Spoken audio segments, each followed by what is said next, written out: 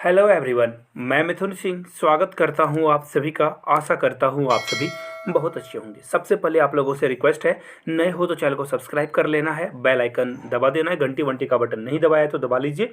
अपने दोस्तों तक इस वीडियो को जरूर से जरूर शेयर करें। तो चलिए, एनसीईआरटी की यह सीरीज शुरू हो चुकी है जिसमें एनसीईआरटी के टेक्स्ट बुक से क्वेश्चंस को कराया जाएगा। तो वेरी फर्स्ट क्वेश्चन आपके सामने ये रहा। उससे पहले मैं आपको यहाँ पे दिखा दूँ विनर्स के नाम, जिन्होंने सही सही आंसर करा है पिछले क्वेश्चन ऑफ द डे का। आप भी अगर अपना नाम यहाँ देखना चाहते हो तो क्वेश्चन ऑफ द डे का जवाब आप नीचे कमेंट बॉक्स में दीजिएगा। और कमेंट बॉक्स से याद आया, नीचे आपको कमेंट बॉक्स में टेलीग्राम चैनल का लिंक मिलेगा, वहाँ से आप हमारे साथ कनेक्ट हो सकते हो। तो चलिए, वेरी फर्स्ट क्वेश्चन आपके सामने ये रहा। विच one of the following soils is ideal for growing cotton. Cotton को ग्रो करने के लिए सबसे इंपॉर्टेंट क्या है? तो देखिए, रेगर सॉइल, जिसे आप ब्लैक सॉइल भी कहते हो, याद रखिएगा, इसका नाम एक और अल्टरनेट नाम है ब्लैक सॉइल। तो राइट आंसर आपका क्या होगा? ऑप्शन ए करेक्ट हो जाएगा। आगे बढ़ेंगे वेरी नेक्स्ट क्वेश्चन की ओर। Soil is form by the process of. Soil जो है कैसे बनता है? तो देखिए, सॉइल जो है वेदरिंग के प्रोसेस से बनता है। आई मीन, तूफान आएगा तो चट्टान टूटेगा, गिरेगा, और धीरे धीरे, ये बहुत लॉन्ग प्रोसेस है, इससे क्या होगा? सॉइल का फॉर्मेशन हो जाएगा। सी इसका करेक्ट आंसर हो जाएगा। आगे बढ़ेंगे वेरी नेक्स्ट क्वेश्चन की ओर। Land left without cultivation for one or less than one agricultural year is called. देखिए, यहाँ पे सबसे पहली बात ना, कल्टीवेशन का मतलब होता है खेती करना। अगर एक साल से ज़्यादा अगर आप खेती नहीं कर रहे हो किसी लैंड पे, वो अगर आपने ऐसे ही छोड़ रखा है उसे, तो उसे क्या कहा जाएगा? तो देखिए, उसे करंट फैलो लैंड कहा जाएगा, यानी कि 20 का करेक्ट आंसर हो जाएगा। ये फैक्चुअल क्वेश्चंस हैं। और अगले क्वेश्चन की ओर हम लोग बढ़ेंगे।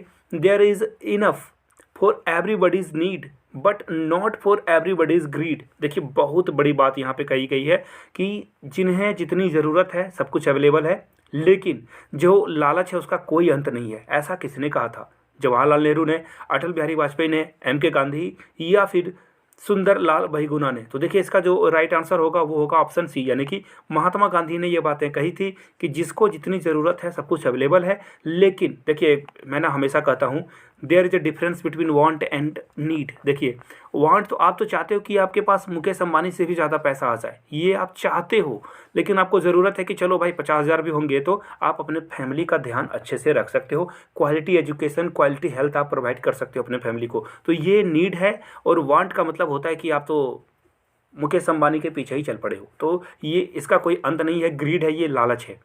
आगे बढ़ेंगे वेरी नेक्स्ट क्वेश्चन की ओर। यहाँ से आप देख सकते हो रिसोर्सेज विच आर। देखिए, मैं इसे सिंपल वे में समझा देता हूँ ताकि आप चीज़ों को ठीक ढंग से जो है जज कर पाओ। वैसे रिसोर्सेज को क्या कहा जाता है? जो अच्छे से सर्वे किए हो, जिनकी क्वांटिटी और क्वालिटी के बारे में पता कर लिया गया हो, डिटरमाइन कर लिया गया हो, और यूटिलाइज किया जा रहा हो, तो ऐसे चीज़ों को क्या कहा जाता है? तो देखिए, इसका जो राइट आंसर होगा उसे डेवलप्ड रिसोर्सेज कहते हैं, जहाँ पर आप सर्वे भी कर लेते हो क्वांटिटी और क्वालिटी के बारे में, आपको ये जो यूटिलाइजेशन है, सारी चीज़ों को आप जानते हो, उसे बोला जाता है डेवलप्ड रिसोर्सेज। बढ़ेंगे क्वेश्चन नंबर 6 की ओर। 6 थोड़ा सा भारी है, आई मीन भारी तो नहीं बोलूँगा मैं, टफ नहीं है, but it is long long sentences है यहाँ पे। देखिए, which one of the following statement is correct as regarding international resources. यानी कि इंटरनेशनल रिसोर्सेज के अकॉर्डिंग कौन सा रिसोर्सेज को इंटरनेशनल रिसोर्सेज कहा जाएगा? तो देखिए, इसका जो राइट आंसर होगा दोस्तों वो होगा ऑप्शन ए। अब ऐसा क्यों? देखिए, जो कि रेगुलेटेड किया जाए इंटरनेशनल इंस्टीट्यूट के द्वारा। अब जैसे देखो, मैं अगर आपको कहूँ ना कि जंगल में मोर नाचा किसने देखा, वही बात है यहाँ पे। अगर आपके घर में आपका बच्चा बहुत अच्छे से पोयम को पढ़कर सुना देता है आपको, वही सेकेंडली आपके पड़ोस में जाकर के अगर 2-4 लोग जमा हो जाएं तो वो नहीं पढ़ पाता है। और थर्डली, अगर स्कूल में जाकर वो परफॉर्म अच्छा से नहीं कर पाता है, तो बच्चे ने पोयम याद करी, उसके पास कॉन्फिडेंस की कमी है। तो बाहर के जो लोग हैं ना, ये सोसाइटी वाले या फिर स्कूल वाले, वो बोलेंगे क्या कि इसे और मेहनत की ज़रूरत है। तो उसी तरह से अगर आप किसी चीज़ को इंटरनेशनल रिसोर्स की तरह देखना चाहते हो तो इंटरनेशनल इंस्टीट्यूट के द्वारा, देखिए इंटरनेशनल इंस्टीट्यूट क्या होती है ना, वो बहुत बारीक नज़र रखते हैं और 2-4 फिल्ट्रेशन के बाद वो अप्रूवल रेट देते हैं। जैसे कि देखना, ISI मार्का लगा होता है आपके तेल में, ब्रांड में, खाने वाली चीज़ों में, तो वो जो है प्रमाण करता है कि ये चीज़ क्वालिटी अच्छी है।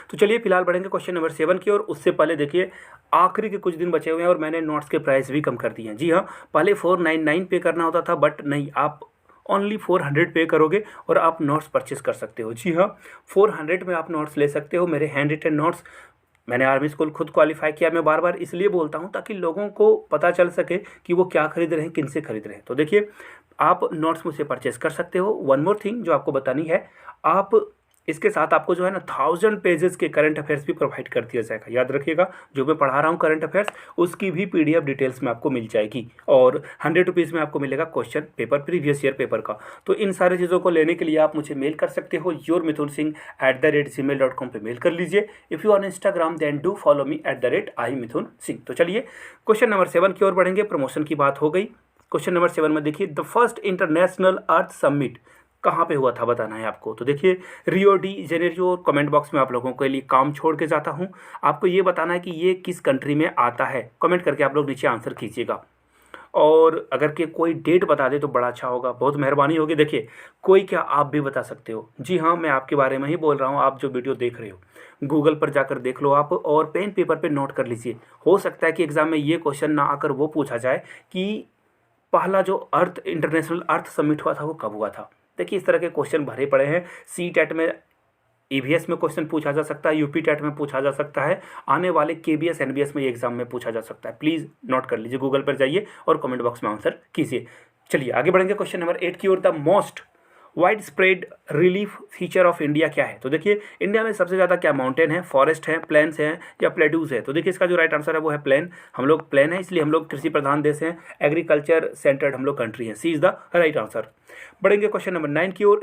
Resources which are found in a region but have not been utilise. देखिए, आपके पास तो मिल रहा है वो चीज़, लेकिन आप उसे यूटिलाइज नहीं कर पा रहे हो, इसे क्या कहा जाएगा। तो देखिए, इसे जो है आप इस नाम से पुकार सकते हो, इसे पोटेंशियल बोला जा सकता है कि इन फ्यूचर आप इसका क्या कर सकते हो, यूज कर सकते हो। सपोज कर लो, आपके घर में टी रखा हुआ है, शुगर रखी हुई है और मिल्क भी है, लेकिन आप जो है आप इसको 2-4 दिन के बाद तक भी आप जो है, अगर मिल्क को प्रिजर्व करके रख देते हो फ्रिज में, तो 2-4 दिन के बाद भी आप टी को क्या कर सकते हो, बना सकते हो। तो ये पोटेंशियल है आपका। आगे बढ़ेंगे क्वेश्चन नंबर 10 की ओर। Which one of the following statements is true about the term resources. देखिए, CBSE के एग्जाम में ये पूछा जा चुका क्वेश्चन है। सारे क्वेश्चन देखिए NCERT से मैंने लिए हैं, NCERT के टेक्स्ट बुक से, वहाँ से MCQs वगैरह फॉर्म करी है। तो ये बहुत ही इंपॉर्टेंट क्लास है, सारे क्वेश्चंस को आपको देखना है। देखिए, ये क्वेश्चन में आपसे क्या पूछा गया कि कौन सा स्टेटमेंट ट्रू है रिसोर्सेज के रिगार्डिंग। तो देखिए, यहाँ पे आपको जो ऑप्शन बी दिखेगा ना, ये ट्रू है, बाकी सारे फॉल्सेस है। देखो यहाँ पे, resources are free gift of nature. देखिए, फ्री गिफ्ट तो है, लेकिन आप इसे कितना दिन तक यूज़ कर पाओगे, हमेशा नहीं मिलने वाला है रिसोर्सेज। ये लिमिटेड सोर्स में है, तो ये तो आंसर रॉन्ग हो जाएगा। देखिए, जो नेचर में पाया जाता है उसे रिसोर्सेज नहीं बोलते हैं। कुछ रिसोर्सेज हम लोग खुद क्रिएट करते हैं आर्टिफिशियल तौर पे, और कुछ नेचर से मिलता है। Things which can not be used fulfil our need. देखिए, जो चीज़ हमारे काम की नहीं उसे रिसोर्सेज क्यों बोलेंगे। तो ये तीनों तो कट गया। तो फिलहाल जो राइट आंसर होगा वो होगा option B, they are functions of human activity. जी हाँ, फंक्शंस है वो ह्यूमन एक्टिविटी का। आगे बढ़ेंगे नेक्स्ट क्वेश्चन के लिए। नेक्स्ट क्वेश्चन आपके सामने ये रहा, द रेड सॉइल, जो रेड सॉइल है ना, लाल मिट्टी, वो कलर उसका रेड होता है, वो क्यों होता है, ये आपसे क्वेश्चन को पूछा गया है। तो देखिए, इसका जो राइट आंसर होगा, बिकॉज ऑफ उसमें ना बहुत ज़्यादा मात्रा में आयरन जो है कंपाउंड आपको मिला रहेगा, जिसके कारण ये रेड आपको दिखाई पड़ता है। 11 का बी करेक्ट हो जाएगा। आगे बढ़ेंगे वेरी नेक्स्ट क्वेश्चन के लिए। नेक्स्ट क्वेश्चन आपके सामने ये रहा। देखिए, ये आपका क्वेश्चन ऑफ द डे है। देखिए, मैं 3 क्वेश्चन पूछूंगा, इसी तरह से बीच बीच में एक दो क्वेश्चन में छोड़ दूंगा। तो 12 नंबर का आंसर आपको नीचे कमेंट बॉक्स में करना है, और कमेंट को आप एडिट करके सारे क्वेश्चन एक साथ लिख दीजिए। साथ में अपना नाम जरूर लिख दें, और आप किस स्टेट से हो वो जरूर आप मेंशन कर दें। किसी ने मुझे सजेस्ट किया था कि स्टेट का भी नाम आप बता दो, तो चलिए नाम के साथ अपना स्टेट का भी नाम आपको कमेंट करना है। तो चलिए, क्वेश्चन नंबर 12 को मैंने छोड़ा आपके लिए, 13 की ओर बढ़ेंगे। आपके सामने ये बताना है कि कौन से रिसोर्सेस में जो आयरन आर्क हैं वो दिखेगा आपको।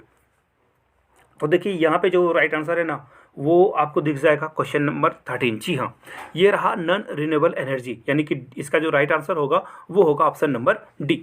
बढ़ेंगे वेरी नेक्स्ट क्वेश्चन की ओर। Under which of the following type of resources can tidal energy भी पुट। देखिए, किससे आप पुट कर सकते हो। देखिए, टाइडल एनर्जी क्या होता है ना, ज्वार जो कि सी वगैरह में उठता है, तो ये जो है रिपनिसेबल है, यानी कि फिर से आप इसे यूज कर सकते हो। तो ए इसका करेक्ट आंसर हो जाएगा। बढ़ेंगे वेरी नेक्स्ट क्वेश्चन की ओर। Which one of the following is the main cause of land degradation in Punjab. तो देखिए, पंजाब में ना बहुत ज़्यादा इंटेंसिव बहुत ज़्यादा ओवर इरिगेशन हो जाता है, जिसके कारण से देखिए जब भी ओवर इरिगेशन होगा, जब भी ज़्यादा होगा तो वो लैंड क्या होगा, डीग्रेड हो जाएगा वो, वो निम्न नीचे की ओर धीरे धीरे धंसना शुरू हो जाएगा। तो राइट आंसर क्या होगा, ऑप्शन सी हो जाएगा। आगे बढ़ेंगे क्वेश्चन नंबर 16 की ओर। In which one of the following states is terrace cultivation practices. देखिए टेरिस मतलब हो गया छत पर जहाँ पे आप खेती करते हो, छोटे छोटे देखना आप वो फिश के कार्टन में चीज़ें को प्लांट करते हो। सबसे तो ज़्यादा कॉमनली ये यूज़ किया जाता है ना कि आप मिर्च के छोटे से प्लांट वगैरह आप लगाते हो।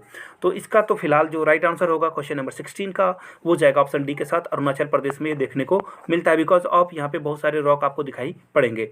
आगे बढ़ेंगे क्वेश्चन नंबर 17 की ओर। आपको बस ये बताना है कि ब्लैक सॉइल कहाँ पे मिलता है। तो इसका बिल्कुल आसान सा जवाब है, ये आपको मिलेगा गुजरात में, बी इसका करेक्ट आंसर हो जाएगा।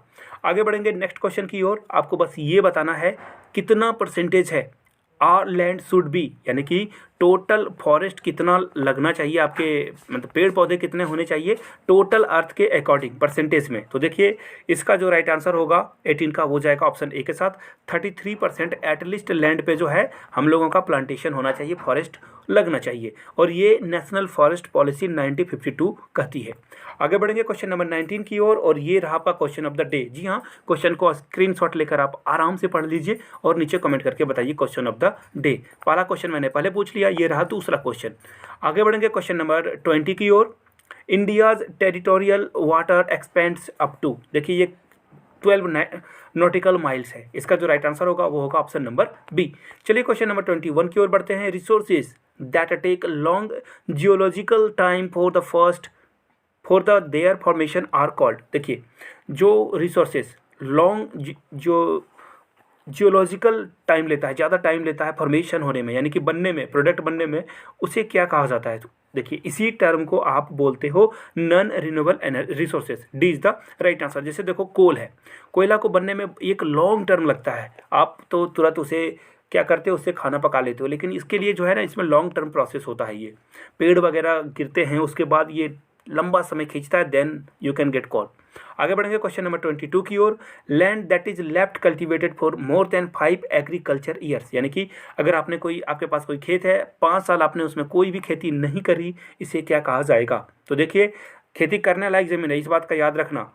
अनकल्टिवेटेड, अगर वो जो खेती करने लायक है और आप खेती नहीं कर रहे हो, तो ऐसे लैंड को बोला जाता है ये जो है कल्चरेबल वेस्ट लैंड बोला जाएगा इसे। आगे बढ़ेंगे क्वेश्चन नंबर 23 की ओर। ये भी रहा आपका क्वेश्चन ऑफ द डे। जी हाँ, क्वेश्चन ऑफ द डे में ये तीसरा क्वेश्चन, फर्स्ट सेकंड थर्ड, ये मैंने तीसरा क्वेश्चन आपके सामने पूछा। स्क्रीनशॉट ले लीजिए, आराम से इसका आंसर कीजिएगा। क्वेश्चन नंबर 24 की ओर हम लोग बढ़ेंगे। The total degraded land in our country is, degraded कितनी लैंड आपको देखने को मिलेगी इंडिया में। तो इसका जो राइट आंसर है वो है 130 मिलियन हेक्टेयर, और हेक्टेयर को मीटर में अगर कोई कन्वर्ट करके बता दे तो बड़ा अच्छा लगेगा मुझे। आगे बढ़ेंगे क्वेश्चन नंबर 25 की ओर, और आपको बस ये बताना है कि किस स्टेट में माइनिंग जो है जिसके कारण डिग्रेडेशन हो रहा है, किसका, लैंड का। तो ये राइट आंसर आपको होगा झारखंड में। झारखंड में माइनिंग बहुत ज़्यादा होती है, कोयला वगैरह यहाँ से निकाला जाता है, 20 का राइट आंसर हो जाएगा। आगे बढ़ेंगे क्वेश्चन नंबर 26 की ओर। The main cause of land degradation in Punjab, Haryana and western Uttar Pradesh is, देखिए इसका रीज़न है ओवर इरीगेशन। जी हाँ, ओवर इरीगेशन के वजह से ये सारी चीज़ें होती है, 20 का करेक्ट आंसर हो जाएगा। आगे बढ़ेंगे क्वेश्चन नंबर 27 की ओर। Which is the most common soil of northern India, northern India में सबसे कॉमन सॉइल आपको क्या देखने को मिलता है। तो जी हाँ, ये जो होगा एलुवाइल, यानी कि इसका सी आंसर राइट हो जाएगा।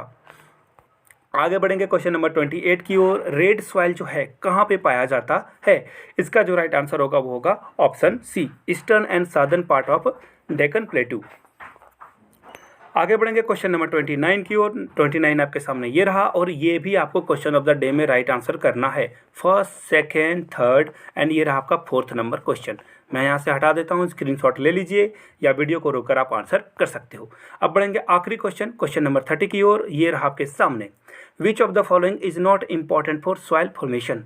सॉइल फॉर्मेशन के लिए टाइम की ज़रूरत नहीं होती है, ड्यूरिंग ऑफ डे ये नहीं है, डे में नहीं, ये नाइट में भी हो सकता है, कभी भी हो सकता है। तो डी इसका राइट आंसर हो जाएगा। तो ये 30 क्वेश्चंस थे। जल्द ही आपको और भी वीडियोज़ देखने को मिलेंगे फटाफट। तो चलिए चैनल को सब्सक्राइब करते हुए जाना है, लाइक नहीं किया है वीडियो को तो लाइक कर लीजिए। Thank you so much for watching this video. Have a good day.